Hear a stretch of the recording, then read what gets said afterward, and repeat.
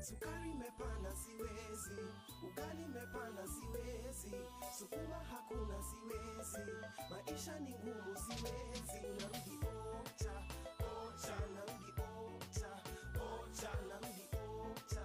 Probably most of you may have related to the lyrics of this song, and yes, you may also have heard that the key to avoiding such desperate circumstances is getting control of your finances.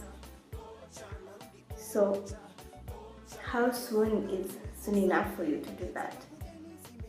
Well, remember your first interview. You were asked about your salary expectations. Did you just throw a figure around with no thought at all, just to raise eyebrows at the end of the month? So most people actually do so. They will spend hours and hours prepping for the interview and miss to prepare for just that one question, which actually has a huge bearing on their livelihoods. So today, I want to take you through all the steps that your salary undergoes before you actually get your take-home pay, hoping that the next time you'll be more prudent about it. So, we'll use a case scenario of a gross amount of 30,000 shillings, and this amount, same to all other salaries, are subject to two things: statutory deductions and pay, which is pay as you earn. So to begin with, we'll start with the statutory deductions, which are actually mandatory submissions made to the government, and they are inclusive of two things. The first one being NSSF, which is the National Social Security Fund. So the National Social Security Fund is normally 6% of pensionable wages, subject to a maximum limit of 1,080 shillings. So regardless of how much you earn, the highest amount of NSSF you can pay at one point in time is only 1,080 shillings. Now, this is the revised figure, but initially the previous rate was 200 bob, which was the standard amount cutting across all income levels. Some organizations still use the 200 bob standard amount, so it's also worth knowing what does your organization use to submit NSSF.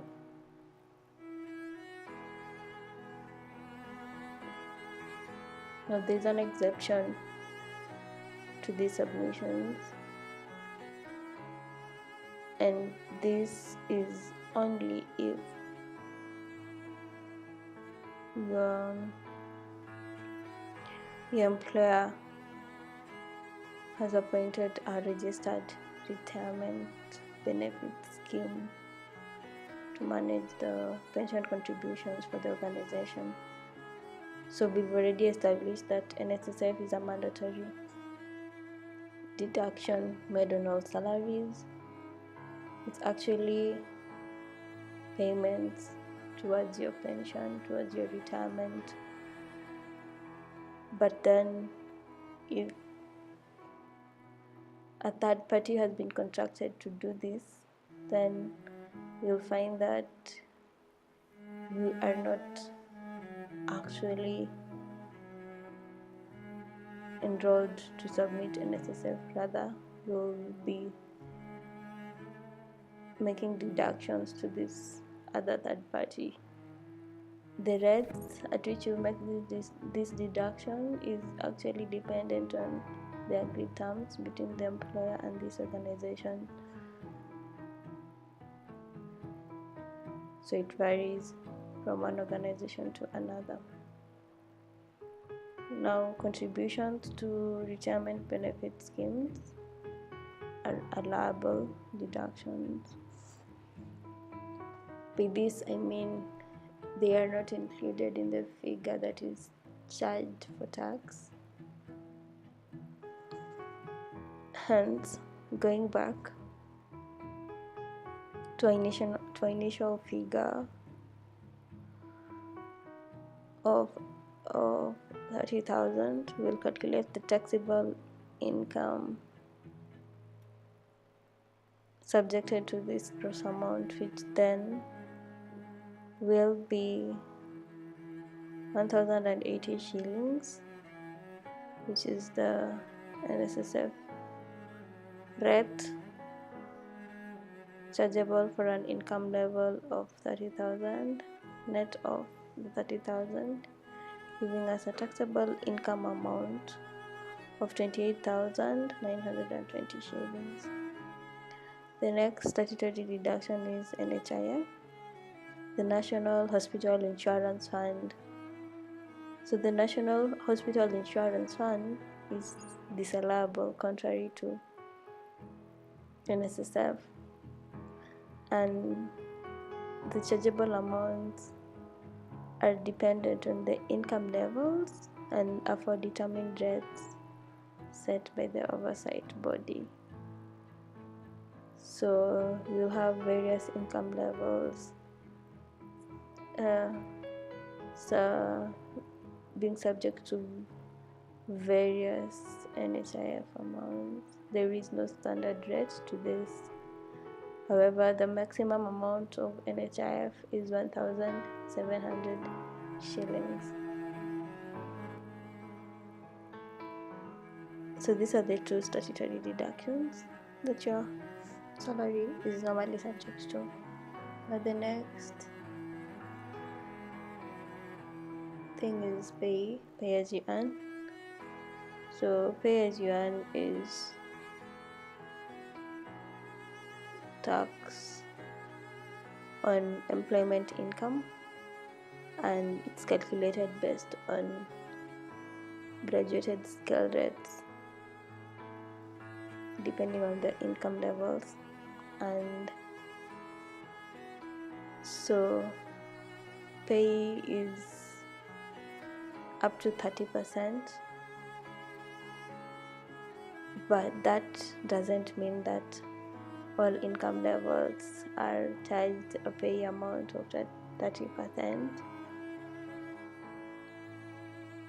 Earnings below 12,298 shillings are not subject to pay deductions.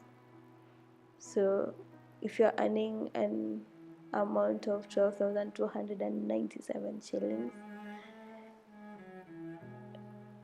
you'll only be deducted NSSF and NHIF. Other than that, you'll just earn your clean money. Now, pay are calculated in such a way that there are tax bands for various income levels, which I'll just take us through basing on the case scenario we've been working with. So for a taxable income of 28,920 shillings, the first tax band is of 10%, which is subject to incomes of 12,298 bob, giving us a tax amount of 1,229 shillings and 80 cents. The remaining taxable balance will be the first 12,298 shillings netted off the taxable income of 28,920 shillings, giving us a remaining balance of 16,622 shillings, which will graduate to the next tax band of 15%, which is charged on the next 11,587 shillings and giving us a tax amount of 1,738 shillings and 5 cents, leaving us with a remaining taxable balance of 11,587 shillings, netted off the initially derived taxable balance of 16,622 shillings, which results to a figure of 5,035 shillings. Now this remaining figure of 5,035 shillings will graduate to the next band of 20%,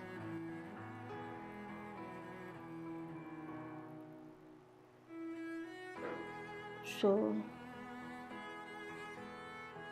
in other cases the next 20% is also charged to the next 11,587 shillings, but being that our remaining taxable balance is less than 11,587 shillings, we will determine 20% of that balance, which gives us the 1,007 shillings as the tax awarded on the 20%. Now the total pay will then be a summation of the tax derived from each and every tax band. So for incomes higher than 30,000, they normally undergo all the tax bands.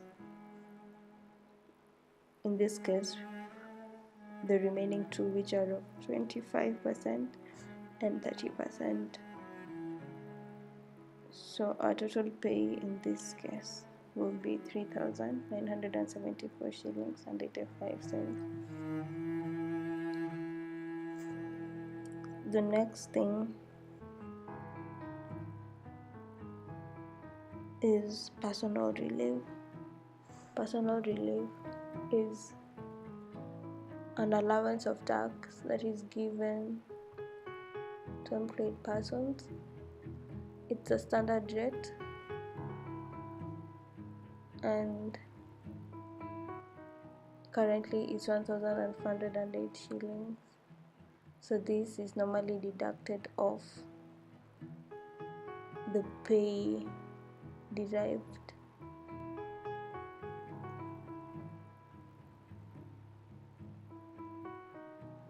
to give us the amount that is actually submitted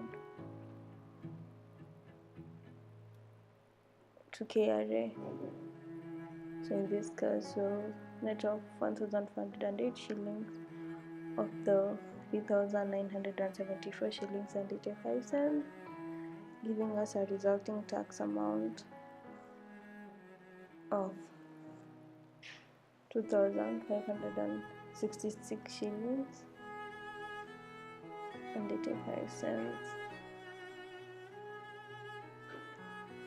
So therefore, that being said, we can now summarize our take-home pay, of which, starting with a gross amount of 30,000 shillings, we have found out that NSSF is 1,080 shillings, leaving us with a taxable income amount of 28,920 shillings. And remember, we said NSSF is an allowable deduction, hence it's deducted before establishing the amount that is subject to tax. So moving on, payee we've established is 2,566 shillings and 85 cents. After which we will then deduct NHIL, which is 900 bob, therefore giving us a resulting net pay of 25,453 shillings and 15 cents. It wasn't that hard, was it? So the next time you're going for that new interview or you want to ask for a raise in your salary from your employer, just go through these simple calculations and make a better informed decision. Well, remember, the biggest difference between financial failure and financial success is how well you master your money. And it's simple. To master money, you must manage your money. So the next video, I will discuss other benefits that might actually alter your take-home pay. But for now, thanks for watching.